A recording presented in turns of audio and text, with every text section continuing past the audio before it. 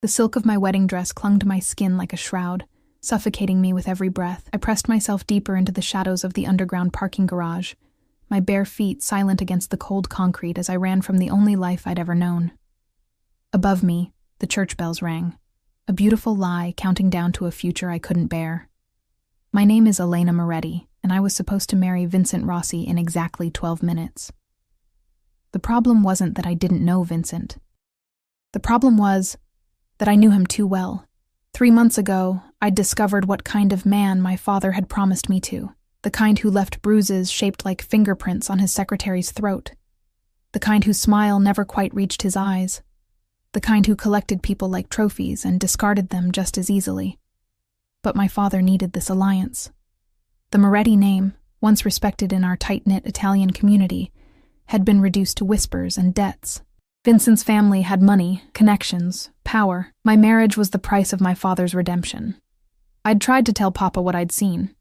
He'd slapped me across the face and told me to stop inventing stories. You're 23 years old, Elena. It's time you stopped being a child and started being useful. Useful. As if I were a tool, not a daughter. The parking garage stretched before me like a concrete labyrinth, filled with expensive cars that belonged to wedding guests who were probably already wondering where the bride had gone. My heart hammered against my ribs as I heard voices echoing from the stairwell. My father's security team, no doubt, hunting for their runaway prize. I needed to hide. Now. My eyes landed on a black limousine parked in the farthest corner, away from the other vehicles. It was longer than the others, sleeker, with windows so dark they looked like pools of oil. The kind of car that cost more than my father's house. The kind that screamed wealth and danger in equal measure. I didn't think. I just moved. The door was unlocked. A miracle or a curse, I wasn't sure which. I slipped inside, my wedding dress rustling like whispered warnings as I climbed into the spacious back seat. The interior smelled of leather and something else. Cedar and smoke. Expensive cologne that made my pulse quicken for reasons I didn't understand. I pulled the door shut as quietly as possible and immediately dropped to the floor, wedging myself into the space between the back seat and the front partition. The carpet was soft beneath my knees, and I curled into the smallest shape possible, tucking my dress around me. My breath came in short, panicked gasps that I tried desperately to quiet. Through the tinted windows, I could see the distorted shapes of men moving through the garage, flashlight beams cutting through the shadows. "She can't have gone far," my father's voice carried across the concrete. "Find her. Vincent's family is waiting." I bit down on my fist to keep from whimpering. The diamond engagement ring, Vincent's claim on me, dug into my palm. I wanted to rip it off, throw it away, but I didn't dare move. Minutes passed like hours. The voices grew distant, then faded entirely. I didn't dare believe I was safe. Not yet. I stayed frozen in my hiding place, every muscle screaming in protest, counting my heartbeats to keep from losing my mind. That's when I heard footsteps approaching. They were different from the frantic searching of the security team. These steps were measured, confident, accompanied by the softer tread of at least 2 other people. I held my breath as the footsteps stopped directly beside the limousine. "Sir, the perimeter is secure." A deep voice, respectful but alert. "Good." The second voice made my skin prickle. It was smooth, controlled, with an edge of darkness that promised both danger and protection. Young, not much older than me, but weighted with authority. "Any issues?" "Some commotion near the church entrance. A wedding party, seems like they lost their bride." A pause. I could feel my heartbeat in my throat, certain they could hear it through the car door. Not our concern. The dangerous voice held a note of amusement. "Let's move." The door opened. I tried to press myself even smaller, but there was nowhere to go. The overhead light flooded the interior, and I knew that my hiding place was pathetic. White silk and tulle spilled out from beneath the seat like a beacon, impossible to miss. A shoe appeared in my line of vision. Black Italian leather, polished to a mirror shine, expensive in a way that made Vincent's designer suits look cheap. "Sir," the first voice started, alarmed. "I see her, Marco." The shoe didn't move. Neither did I. "Give me a moment." The door closed again, sealing us in darkness and that intoxicating scent of cedar and smoke. I heard the subtle click of locks engaging, the quiet hum of the partition rising between the back seat and the driver's section. We were alone. I still didn't move, couldn't move. My body had frozen in place, every survival instinct screaming at me to become invisible, even though I knew it was far too late for that. "You can come out now." The voice was closer, just above me. Not angry, almost curious. "The door locks from the inside. No one's getting in." I didn't trust my voice, so I stayed silent. A long exhale, and then the seat cushion beside me compressed as weight settled onto it. "Let me guess. You're hiding from someone. Someone you're afraid of." A pause. "Someone you were supposed to marry, based on that dress. How did he—" "I heard the commotion," he continued, as if reading my thoughts. "Wedding party and chaos, security team searching for someone. And now I find a terrified woman in a wedding dress hiding in my car. Doesn't take a genius to connect the dots." Slowly, painfully, I uncurled myself from the floor. My legs had gone numb, and I had to grip the seat to pull myself up. The man, because I could see now that he was a man, not much older than me, maybe 28 or 30, watched me with eyes so dark they were almost black in the dim light. He was beautiful in a way that made my chest ache. Sharp cheekbones, a jaw that looked carved from marble, dark hair swept back from his face. He wore a three-piece suit in charcoal gray that probably cost more than my father's annual income. And when he moved, I caught the glint of a watch that could have bought a small car. But it was his eyes that held me frozen. Intelligent, calculating, and completely unreadable. "I'm sorry," I whispered, my voice hoarse from crying earlier. "I didn't know anyone was... I just needed to hide. I'll go." "You'll go where?" He tilted his head, studying me like I was a puzzle he was trying to solve. "Back to whoever you were running from?" I had no answer. I hadn't thought beyond escape. I had no money, no phone, no shoes, just a wedding dress and a desperation that tasted like copper in my mouth. "What's your name?" "Elena." It slipped out before I could stop it. "Elena." He repeated it like he was testing how it felt in his mouth, and something about the way he said it made my skin flush. "I'm Dante. Just Dante. No last name. As if that should mean something. "I really should go," I said again. But I didn't move. The alternative, facing my father, facing Vincent, made my stomach turn. Dante's eyes narrowed slightly, and I realized he was looking at my neck. I fought the urge to touch the small bruise there. Vincent's preview of our wedding night, delivered 3 days ago when I'd tried to postpone the ceremony. "Someone hurt you. It wasn't a question. It's nothing. It's not nothing."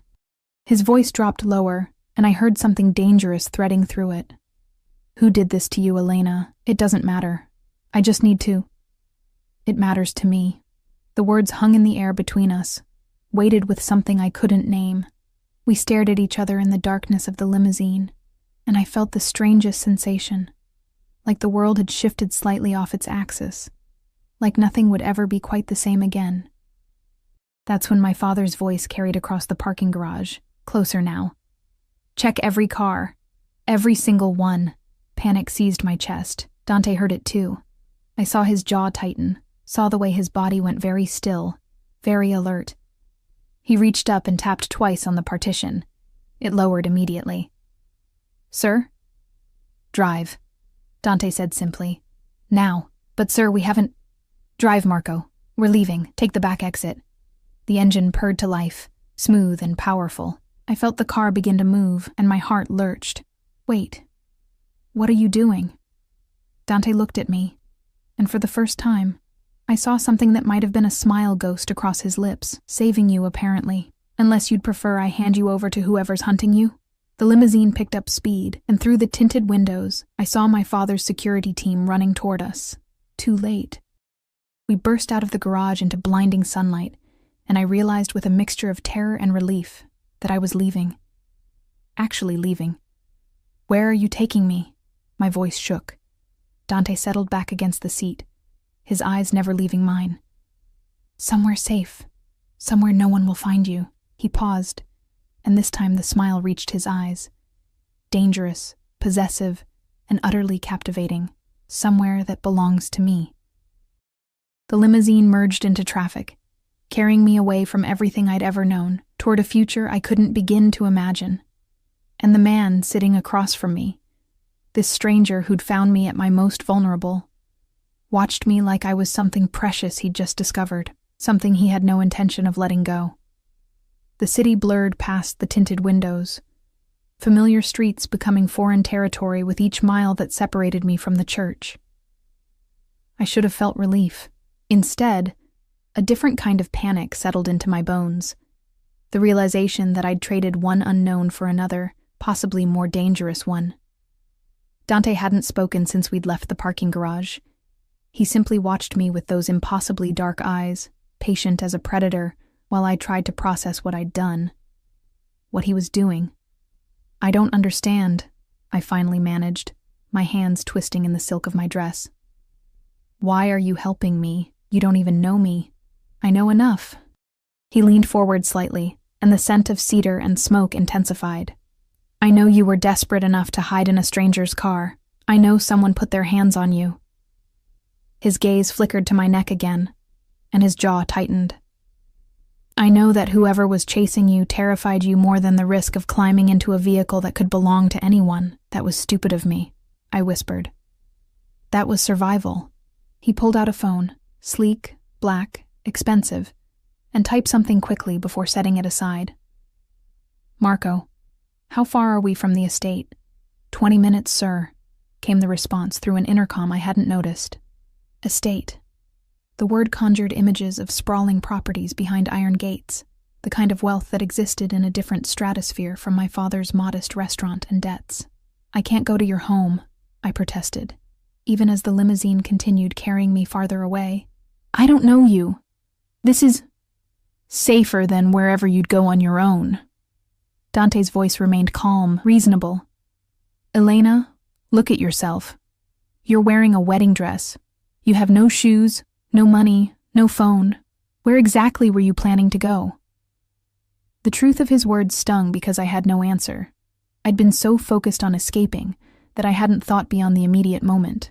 My friends, the few I had, were all connected to my family. I had no extended relatives who would risk my father's wrath by harboring me. No resources of my own. "I have a cousin in Boston," I said weakly. "I could..." "Could what? Walk there?" He raised an eyebrow. "Call her with the phone you don't have? Pay for a bus ticket with money you don't possess?" Each question felt like a gentle trap closing around me. He wasn't wrong. I was completely, utterly helpless. "Why do you care?" I asked, hating how my voice cracked. "You could have just let me go, pretended you never saw me."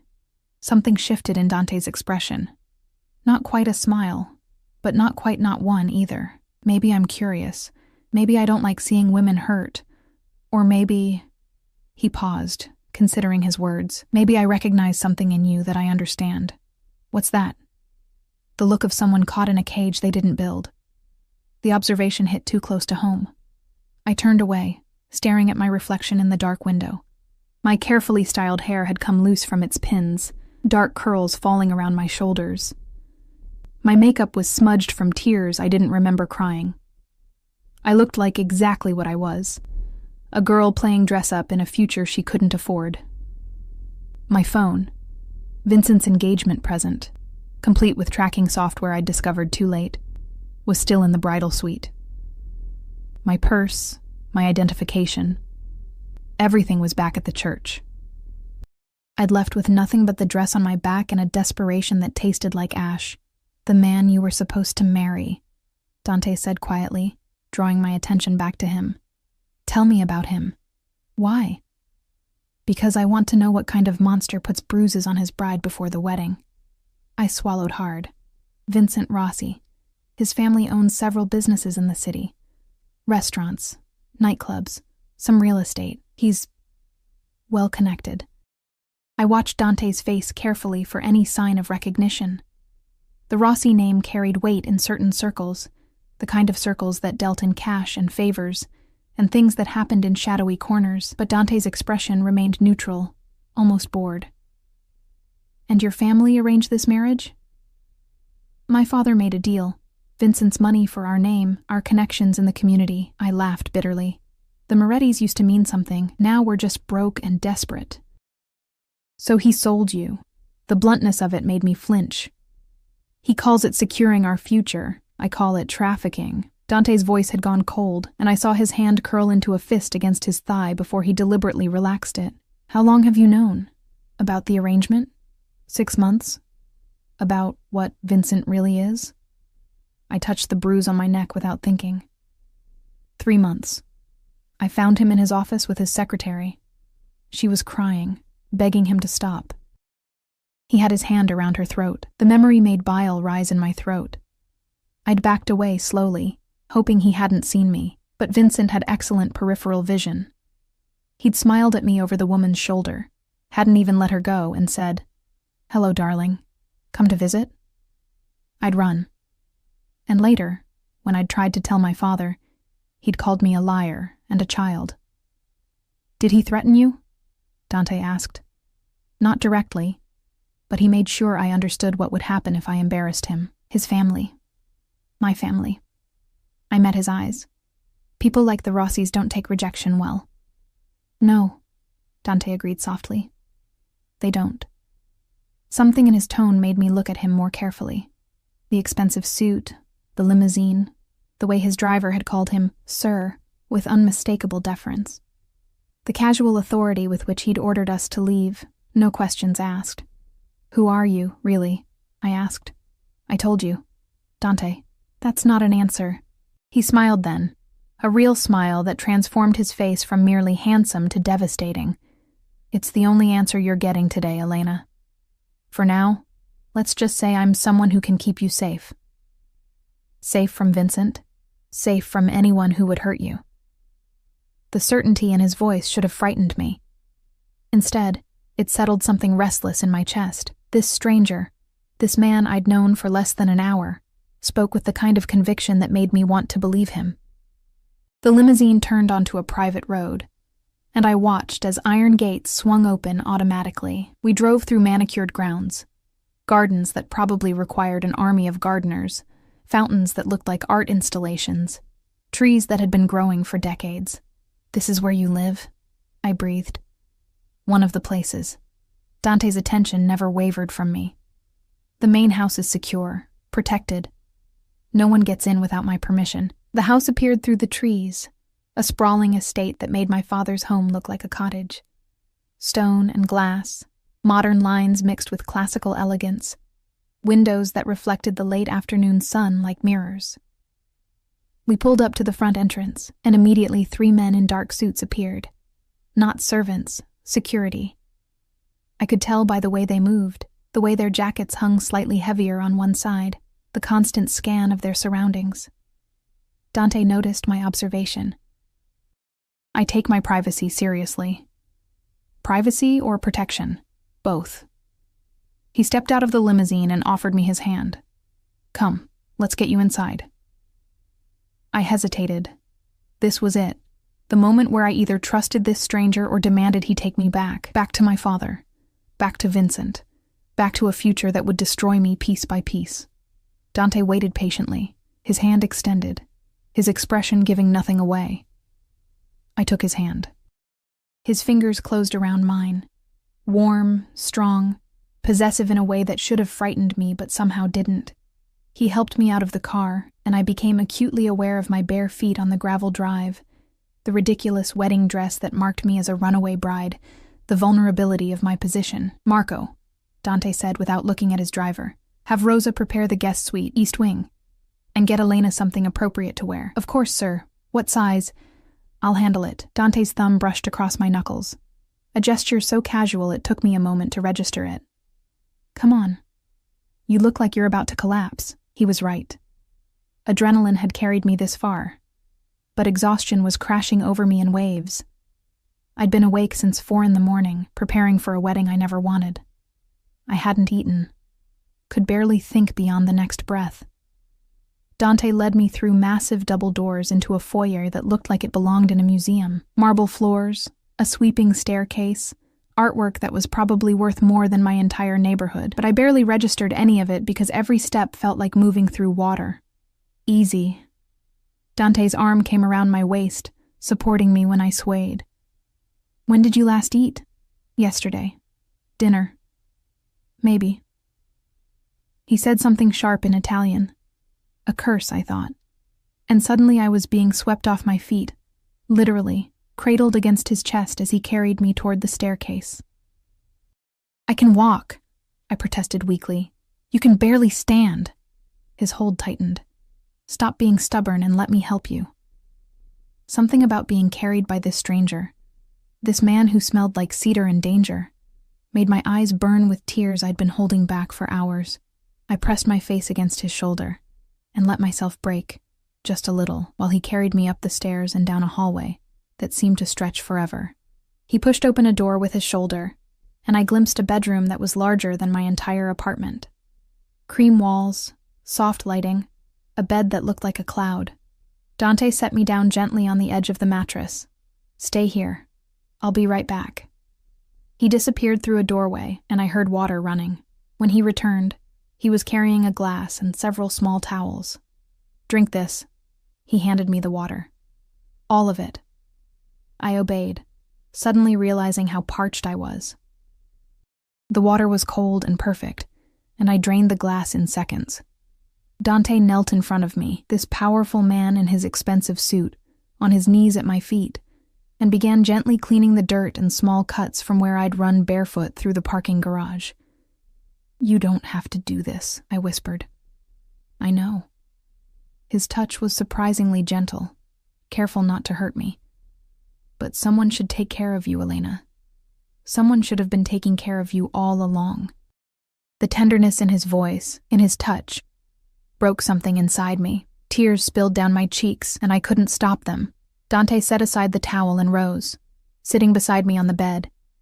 He didn't tell me to stop crying, didn't offer empty platitudes.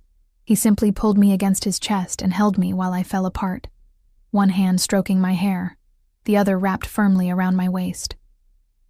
"You're safe now," he murmured against my temple. "I promise you, Elena, you're safe." And God help me, I believed him. I woke to unfamiliar shadows and the scent of lavender on expensive sheets. For a disorienting moment, I couldn't remember where I was. Then it all came rushing back. The wedding. The escape. Dante. The room was dark except for a sliver of light coming from beneath what I assumed was a bathroom door. I sat up slowly, my body aching from tension and exhaustion, and realized someone had removed my wedding dress while I slept. I now wore an oversized silk shirt, charcoal gray, smelling faintly of cedar, that fell to my knees. Panic fluttered in my chest until I noticed the dress draped carefully over a chair by the window and a small note on the nightstand written in decisive handwriting. "Rosa helped you change. You were unconscious.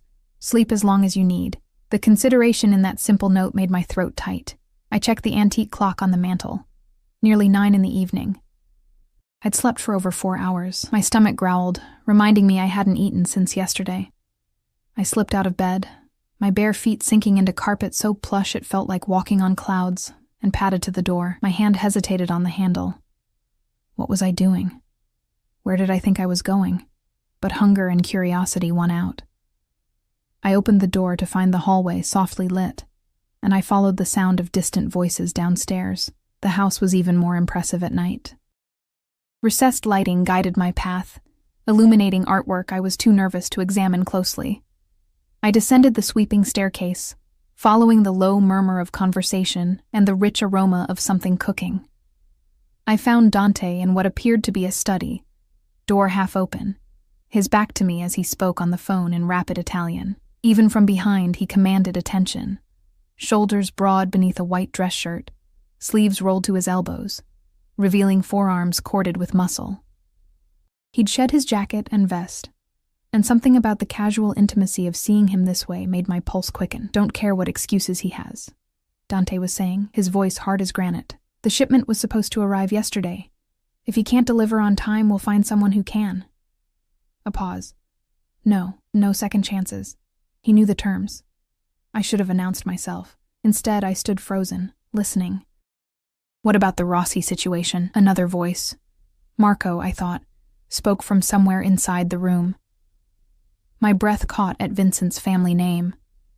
Handle it quietly, Dante replied. I want to know everything about the wedding that didn't happen today. Who was involved, what deals were made, why they needed it so badly. Another pause. Longer this time. And find out everything you can about the girl's father, Antonio Moretti. I want his debts, his connections, everyone he owes. Sir, if I may, getting involved with the Rossis isn't... I didn't ask for your opinion, Marco. Dante's tone could have frozen fire. I asked you to gather information. Can you do that, or do I need to find someone who can? Of course, sir. I'll have a report by morning. Good. Now leave me. I have calls to make. I heard movement and quickly backed away from the door, pressing myself against the wall. Marco emerged, a tall man with silver threading through his dark hair, wearing the same dark suit from earlier. He paused when he saw me, his expression unreadable. Miss Moretti. He nodded politely. Can I help you with something? I heard voices. I'm sorry, I didn't mean to intrude. You're not intruding. This is your home now. He said it matter-of-factly, as if it were perfectly normal for a strange woman to suddenly take up residence. The kitchen is through there, second door on the left. Rosa left dinner warming for you. He walked away before I could process his words. You're home now. What did that mean? Are you going to stand in the hallway all night? Or are you going to come in? Dante's voice from inside the study made me jump. I edged to the doorway to find him standing by a massive desk, pouring amber liquid into 2 crystal glasses. He'd turned to face me, and the lighting cast shadows across his features that made him look both younger and more dangerous. I didn't mean to eavesdrop, I said quickly. Didn't you? A hint of amusement touched his lips. Come here, Elena. It wasn't quite a command, but something in his tone made my feet move before my brain caught up. I entered the study, all dark wood and leather, books lining the walls, a fireplace crackling with warmth, and stopped a few feet from where he stood. He held out one of the glasses. Drink this. You look pale. I don't really drink. It's brandy, not poison. It'll help settle your nerves. I took the glass with shaking hands and sipped. The liquid burned going down, but he was right. Warmth spread through my chest, easing some of the tension. Dante leaned against his desk, watching me over the rim of his own glass. How are you feeling? Confused? Scared? Grateful? I met his eyes. I heard you on the phone. Into Vincent. You're looking into my father. I am. Why? Because I need to understand the situation I've inserted myself into. He swirled the brandy thoughtfully. You ran from something, Elena. That something isn't going to simply disappear because you're not there. Your father will look for you. So will the Rossis. The reminder sent ice through my veins. I know. That's why I should leave. I shouldn't have come here. Shouldn't have... Where will you go? He set his glass down and moved closer, closing the distance between us with predatory grace. You have nothing. No resources, no protection. How long do you think you'd last out there before someone found you? I don't know, but I can't stay here. You don't understand. Vincent's family, they're not people you want problems with. They're connected. They're dangerous. Dante's laugh was low and dark. Elena, do you really think I'm afraid of the Rossis? Something in his tone made me look at him. Really look at him. The expensive clothes, the palatial estate, the security personnel, the way Marco had called him sir, with absolute deference. The casual authority with which he'd made that phone call, discussing shipments and consequences without a trace of concern. Who are you? I whispered. Really? Dante reached out slowly, giving me time to pull away, and tucked a curl behind my ear. His fingers lingered against my cheek, and I felt my breath hitch. I'm someone who takes what he wants and protects what's his, he said softly. And right now, Elena Moretti, I want you safe, which means you stay here, under my protection, until I decide it's safe for you to leave. You can't just decide that. I'm not... I'm not yours to protect. His thumb traced my jawline, tilting my face up to meet his gaze. Aren't you? You climbed into my car. You let me bring you to my home. You're wearing my shirt. His eyes dropped to where the silk hung on my frame, and something heated flickered in their depths. You fell asleep in my bed, the guest bed, I corrected weakly. In my house, under my roof. That makes you mine to protect. The possessiveness in his voice should have terrified me. Instead, it ignited something low in my belly, a response I didn't want to examine too closely. I don't even know your last name, I protested. Dante Caruso. He said it like it should mean something, like I should recognize it. I didn't. But the way he watched me suggested he expected a reaction. Should that mean something to me? A smile played at his lips, part amusement, part something darker. Probably better that it doesn't. It means you're more innocent than I thought. His hand fell away from my face, but he didn't step back. The Caruso family has been in this city for 3 generations. We handle certain interests that operate outside conventional business. Understanding dawned slowly. The security, the casual mention of shipments and consequences, the way he'd spoken about handling the Rossi situation. I couldn't say it. Couldn't form the words. Careful, Dante warned softly. Some things are safer left unspoken, even in private. But I understood. God help me. I understood exactly what he was telling me. I'd run from one dangerous man straight into the arms of another, possibly even more dangerous. You should be running, he said, reading my thoughts. You should be terrified. So why aren't you? I am terrified, I admitted. But not of you. Not the same way I was terrified of Vincent. Why not? Because Vincent's violence was casual, recreational. Because he enjoyed causing pain, but Dante, everything about Dante suggested controlled danger, violence with purpose. He'd held me while I cried, cleaned my feet, made sure I was comfortable before I slept. Because you've had 100 chances to hurt me, I finally said, and instead, you've been kind. Something shifted in Dante's expression. Surprise, maybe, or something else entirely. Kindness is a weakness in my world, Elena. Then maybe I bring out your weaknesses. The words hung between us, charged with meaning I hadn't intended. Dante's eyes darkened, and he took a step closer, close enough that I could feel the heat radiating from his body. Be very careful, Piccola, he murmured. I'm not a good man. I've done things that would make you run screaming. The only reason I'm being restrained right now is because you've been through enough today. Restrained from what? His hand came up to cup the back of my neck, and I felt my pulse jump beneath his fingers. From doing what I've wanted to do since I found you hiding in my car. From claiming what walked into my life and asked to be saved. My mouth went dry. I didn't ask. You got into my car. You let me bring you here. You stayed. His thumb traced the line of my throat. Those were all choices, Elena. And now I'm making one too. You're under my protection.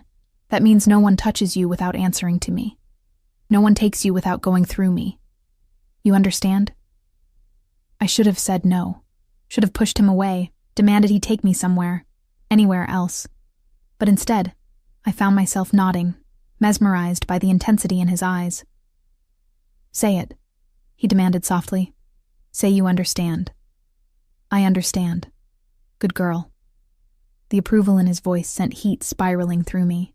He released me suddenly, stepping back, and I almost swayed from the loss of contact. Now go eat. Rosa left dinner in the kitchen. You need to keep your strength up. What about you? I have work to do. Calls to make. Problems to solve. He returned to his desk, already reaching for his phone. Marco will show you around tomorrow. Consider this house your sanctuary, but don't leave the grounds without security. And Elena? I paused at the door. Yes? Thank you. For what? His smile was slow, dangerous, and utterly captivating. For trusting me with something precious. I don't take that lightly. I fled before I could do something stupid, like ask him exactly what he meant by that. My heart hammered as I found the kitchen, a massive space of marble and stainless steel where a covered plate waited on the counter. Chicken. roasted vegetables, bread that smelled like heaven. I ate mechanically, my mind replaying everything Dante had said. The possessiveness, the promises, the casual way he'd claimed me as his to protect. I should be planning my escape, should be terrified of what I'd stumbled into. But all I could think about was the feel of his hand on my neck, the heat in his eyes, the certainty in his voice when he'd called me precious. I'd run from one cage straight into another.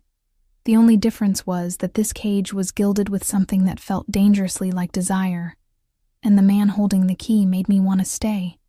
3 days passed in Dante's gilded sanctuary, and I learned what it meant to live in his world. The estate was a universe unto itself. 30 acres of manicured grounds surrounded by walls I couldn't see but knew were there. Rosa, a woman in her 50s with kind eyes and careful silence, brought me clothes that fit perfectly.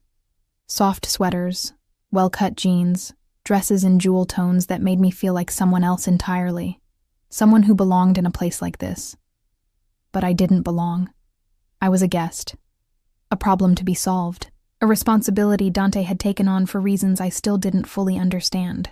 I saw him rarely during those first days.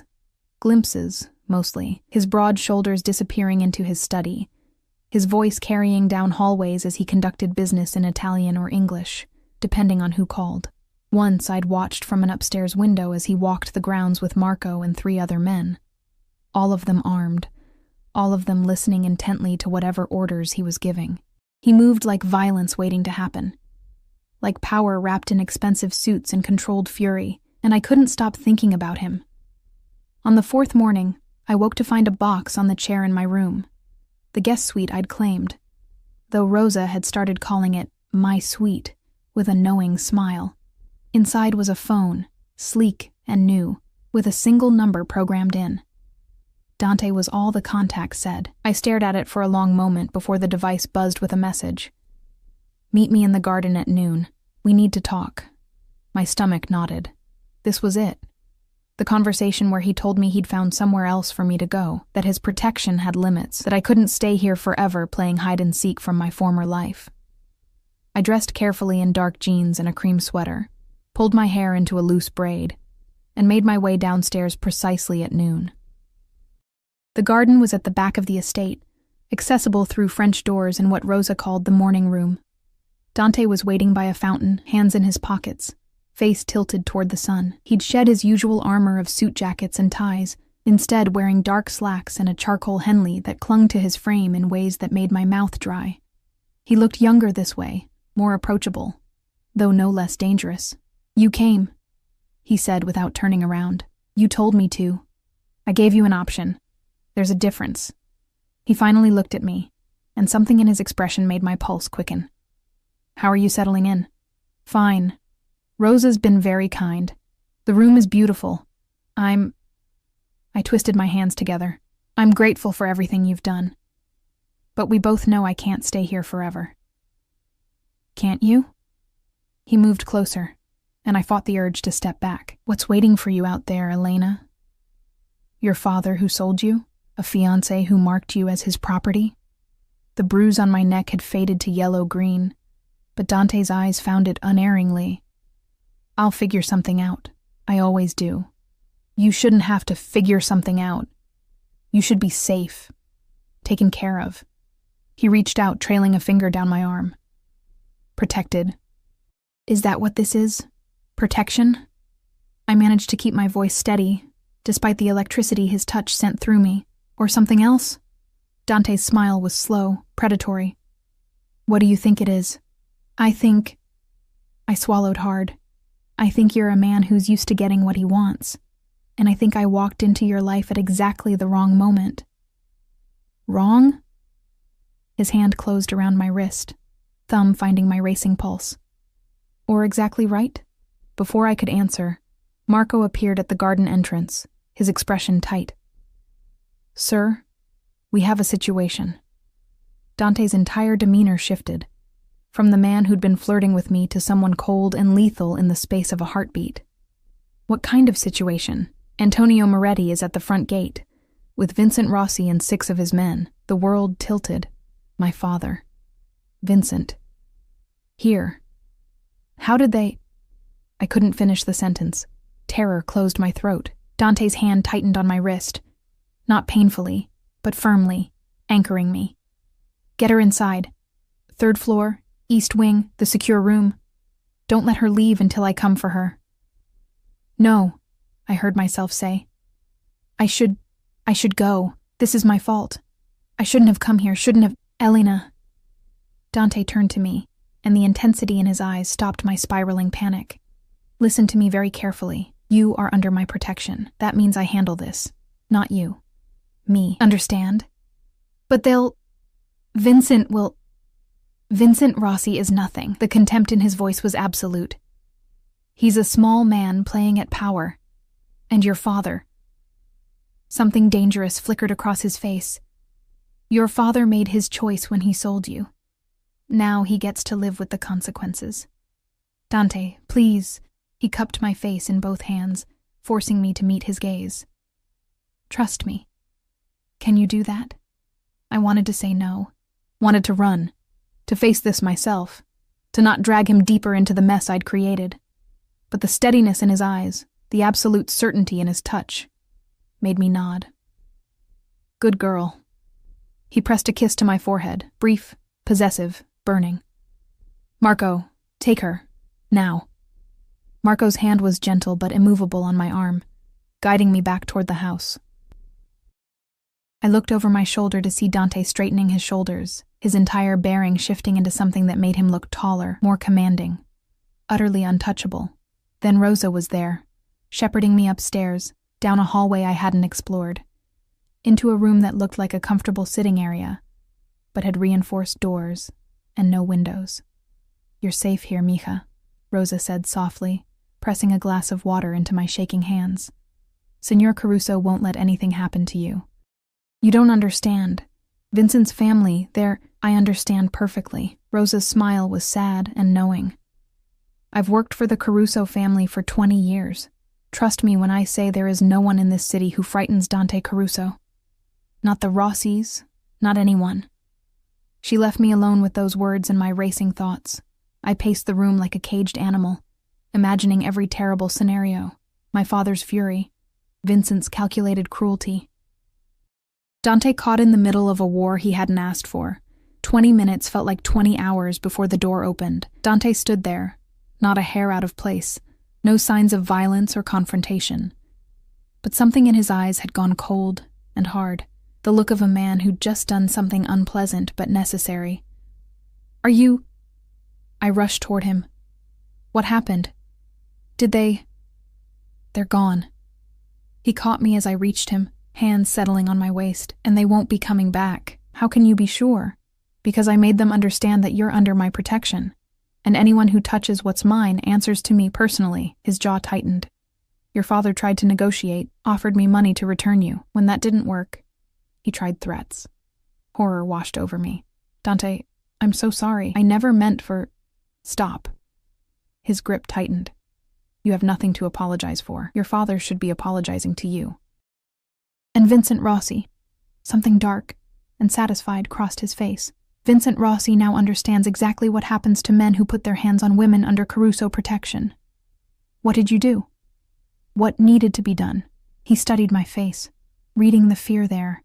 I didn't kill him, if that's what you're worried about, but I made sure he understood that you are off limits, permanently. He won't accept that. Vincent doesn't take no for an answer. He'll take it from me. Dante's voice was absolute. The Rossis may think they run things in their corner of the city, but they know better than to challenge my family.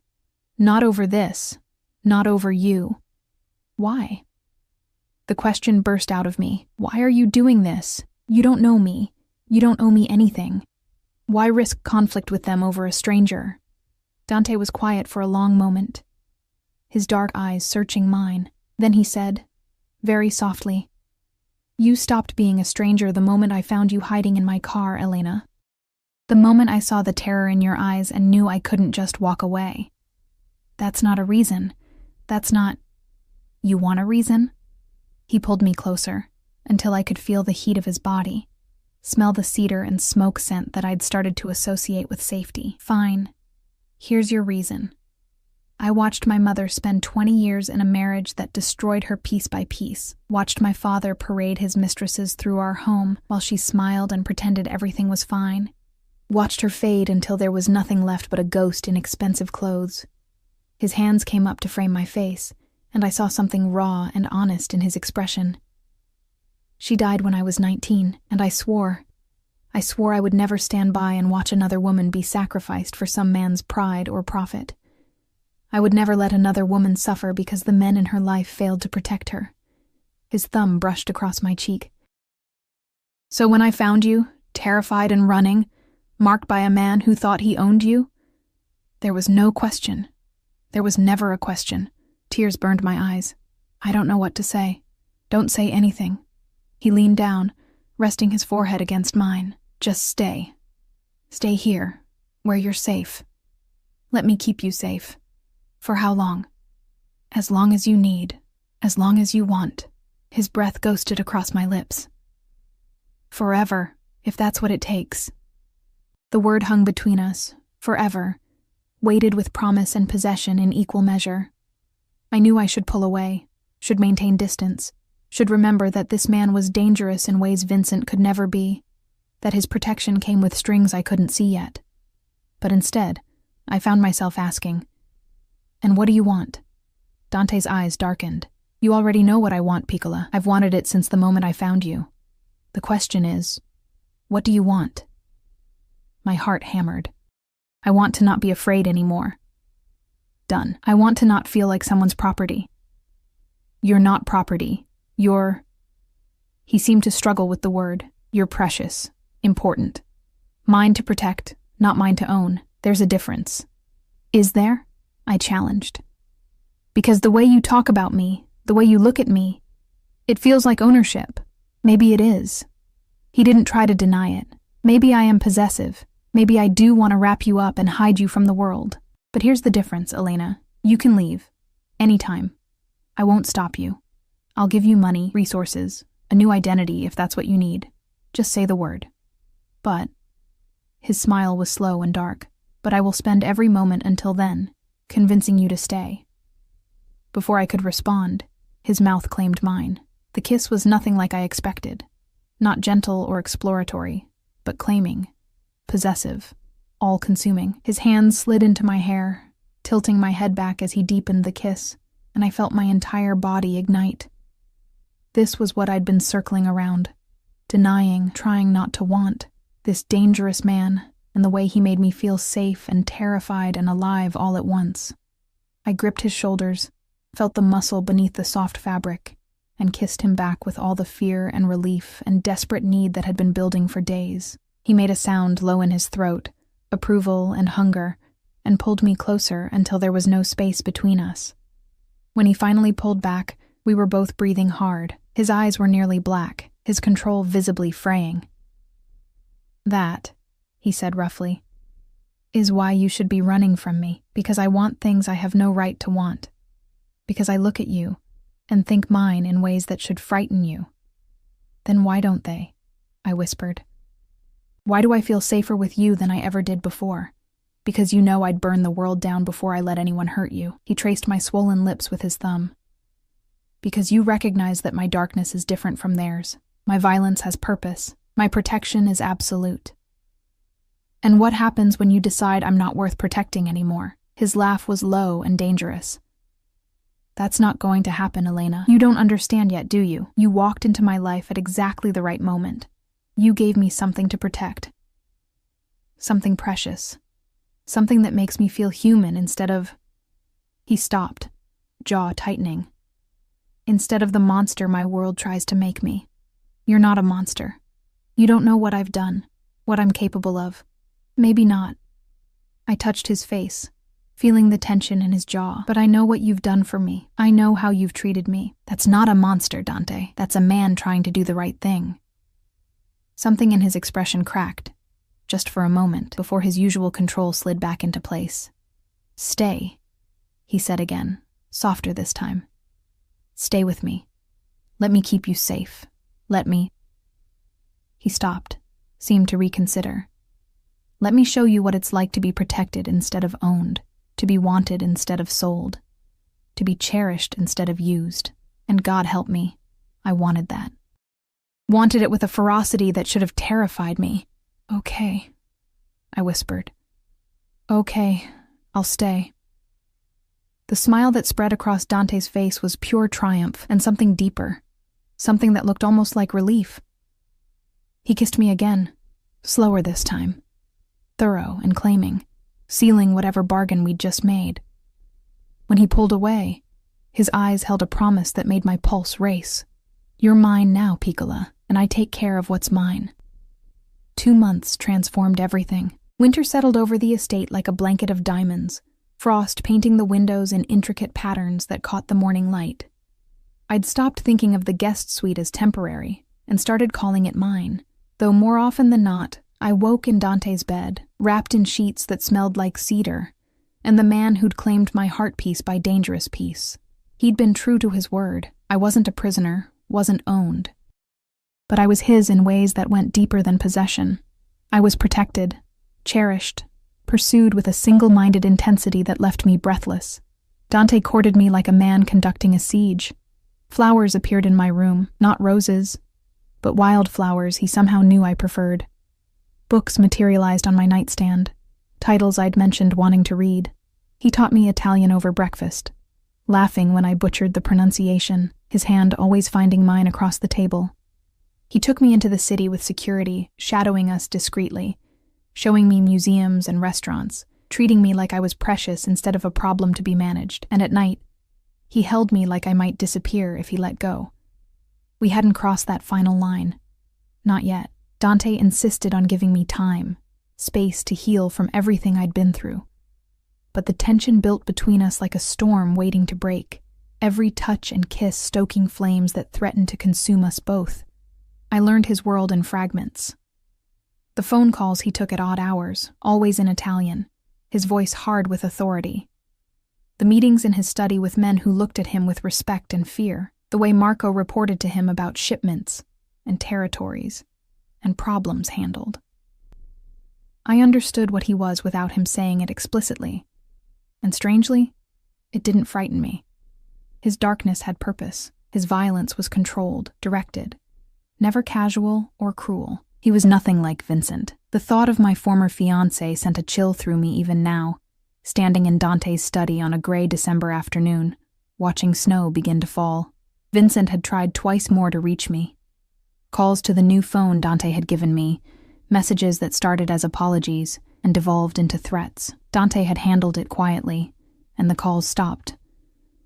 My father hadn't contacted me at all. The silence hurt more than I wanted to admit. You're thinking too loud. Mo, I turned to find Dante leaning against the doorframe, watching me with those dark eyes that saw too much. He'd been out all morning, business he wouldn't discuss, and still wore his coat, snowflakes melting in his dark hair. Just watching the snow, I said. Liar. He crossed to me, pulling me into his arms with the casual possessiveness that had become familiar. What's wrong, Piccola? I pressed my face against his chest, breathing in his scent. Nothing. Everything. I don't know. That's not an answer. It's the only one I have. I pulled back to look at him. Dante, what are we doing? What is this? His jaw tightened. What do you want it to be? I struggled for words. I want to know if this is real, if I'm really safe here, or if I'm just hiding from one cage in another, prettier one. Something flickered in his eyes. Hurt, maybe, or frustration. Have I made you feel caged? No. Never. But I touched his face, felt the tension there. I can't hide here forever. Eventually, I need to figure out what comes next. Who I am outside of being Elena Moretti, the runaway bride, outside of being under your protection. And what if I want you under my protection permanently? My breath caught. What are you saying? Dante was quiet for a long moment, his hand coming up to cup my cheek. I'm saying that somewhere between finding you in my car and watching you sleep in my bed, you became essential. I'm saying that I wake up thinking about you and go to sleep wanting you. I'm saying that the thought of you leaving makes me want to lock every door and burn every bridge until you have no choice but to stay. That's obsessive. Possessive. I know. His thumb brushed across my lips. But I've never pretended to be a good man, Elena. I've only ever promised to keep you safe. To treat you better than anyone else ever has. To give you choices instead of demands. He paused, and I saw a vulnerability flash across his face, rare and precious. But I can't promise not to want you. Can't promise not to do everything in my power to make you want to stay. I already want to stay, I whispered. That's what terrifies me. Why? Because what happens when this ends? When you get tired of playing protector? When someone prettier, less complicated walks into your life? Dante's laugh was low and incredulous. You think any of this has been a game? He pulled me closer, until I could feel his heart racing against mine. Elena, I have spent my entire adult life maintaining control, building walls, keeping distance between myself and anything that could be used against me. And then you stumbled into my life, terrified and vulnerable and so damn brave, and shattered every wall I'd built, his forehead pressed against mine. You think I don't know how insane this is? I found you 4 months ago. 4 months. I should be maintaining distance, treating this like a temporary arrangement. Instead, I'm planning how to keep you here permanently, thinking about what you'd look like waking up in my bed every morning for the rest of my life. Imagining... He stopped, jaw clenching. Imagining what? Everything. A future. Something permanent. His hands framed my face. I'm imagining you as mine in every way that matters. And I know I have no right to want that after everything you've been through. I know you need time, space, freedom to figure out who you are outside of being someone's obligation. But Elena, his voice dropped to something raw and honest. I need you to know that when you're ready, if you're ever ready, I'm here, waiting. Wanting you in ways that go deeper than protection or possession. Tears burned my eyes. You're talking about everything, he confirmed. I'm talking about you staying not because you're afraid of what's out there, but because you want to be here, with me. I'm talking about building something real, something that's ours. Dante, I struggled to find words. I was supposed to marry someone else 4 months ago. I ran from that. How do you know I won't run from this? Because I'm not Vincent Rossi. His voice went hard. I'm not your father. I'm not going to hurt you or sell you or treat you like property. I'm offering you a choice, Elena. Stay because you want to. Leave if you need to. But know that either way, you'll always be safe. You'll always be protected. You'll always be... He stopped, seemed to struggle with the word. What? I pressed. I'll always be what? Mine, he finally said. Even if you leave. Even if you decide this isn't what you want. You'll always be the woman who broke through my walls. The one who made me feel human again. The one He stopped again, and I saw something vulnerable flash across his face. Say it, I whispered. Please. The one I love. The words came out rough, like they'd been torn from somewhere deep. I love you, Elena Moretti. Completely. Obsessively. In ways that probably aren't healthy or sane. But it's real. And it's yours, whether you want it or not. The world seemed to stop. Snow fell outside the windows in silent witness, and I stared at this dangerous, complicated man who'd just given me his heart wrapped in honesty and vulnerability. I love you too, I heard myself say. I think I have since you carried me up those stairs and held me while I cried. Since you cleaned my feet and made sure I was safe. Since you stood between me and everyone who wanted to hurt me. Tears spilled down my cheeks. I love you, and it terrifies me because I don't know how to trust this. How to trust that it's real. Then let me prove it. Dante kissed me softly, carefully, like I was something precious he was afraid of breaking. Let me spend every day showing you that this is real, that you're safe, that you're loved in ways that have nothing to do with obligation or ownership. How? I asked against his lips. His smile was slow and full of promise. Marry me. I pulled back, certain I'd misheard. What? Marry me, he repeated, and I saw no hesitation in his eyes, only certainty. Not because your father arranged it. Not because someone sold you, but because you choose to. Because you want to build a life with me. Because... He reached into his coat pocket and pulled out a small velvet box. Inside was a ring. Not ostentatious or showy, but elegant. A single diamond surrounded by smaller stones that caught the light like captured stars. I bought this 3 weeks ago, Dante admitted. Been carrying it around, waiting for the right moment. Trying to convince myself I wasn't completely insane for wanting to marry a woman I've known for 4 months. He took the ring out, holding it between us. But here's what I know, Elena. I know that you're the first person I think about in the morning, and the last person I want to see before I sleep. I know that you make me want to be better than what this world tries to make me. I know that imagining my future without you in it feels like dying. He took my hand, but didn't slide the ring on. Not yet. So I'm asking. Not demanding. Not arranging. Asking. Marry me because you want to. Marry me because you love me. Marry me because you want to build something real with me. Something that's ours and no one else's. And if I say no, I had to know. Had to test this. Then I put this away and keep loving you anyway. Keep protecting you. Keep hoping that someday you'll be ready. His grip on my hand tightened. I meant what I said, Elena. You have choices here. Always. Even the choice to break my heart. I looked at the ring, at the man holding it, at the life he was offering, a life of protection and passion, danger and devotion, built on choice instead of obligation. I thought about the girl who'd hidden in his car 4 months ago, desperate, terrified, running from a future she couldn't bear. And I thought about who I'd become in his care. Stronger, braver, loved in ways I'd never imagined possible.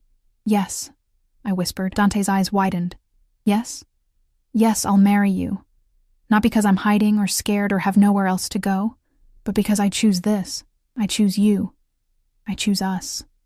I smiled through tears. I choose love instead of obligation. Partnership instead of ownership. A future built on trust instead of fear. The joy that spread across Dante's face was pure and unguarded. The smile of a man who'd just received something he'd never dared hope for. He slid the ring onto my finger with shaking hands, and it fit perfectly. You're sure? He asked, even as he pulled me into his arms. Absolutely certain, because once you're mine, truly mine, I'm never letting go. I'm sure. I kissed him, pouring everything I felt into it. I'm yours, Dante Caruso. Completely. Obsessively. In ways that probably aren't healthy or sane. His laugh was joy and relief and triumph all at once. He swept me up in his arms, just like that first day, and carried me toward the door. Where are we going? I asked. To tell everyone that you've agreed to become my wife.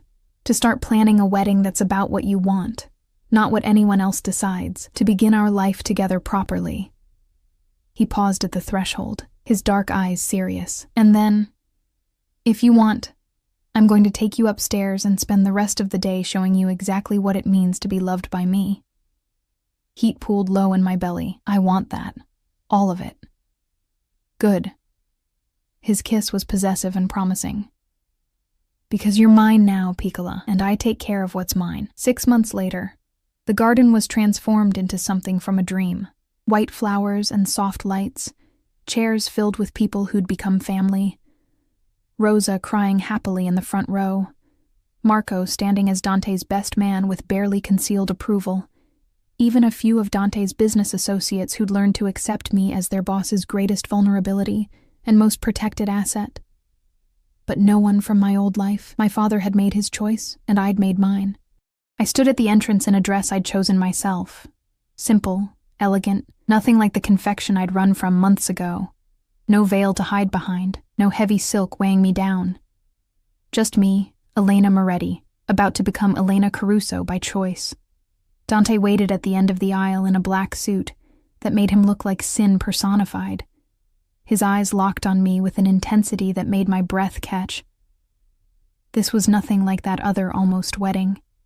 This was real, chosen, built on love instead of obligation. I walked toward him without hesitation, without fear, knowing that this was exactly where I belonged. When I reached him, Dante took my hands and whispered, "You're stunning." "You're biased," I whispered back. "Completely." His smile was soft and genuine. "Ready to be mine?"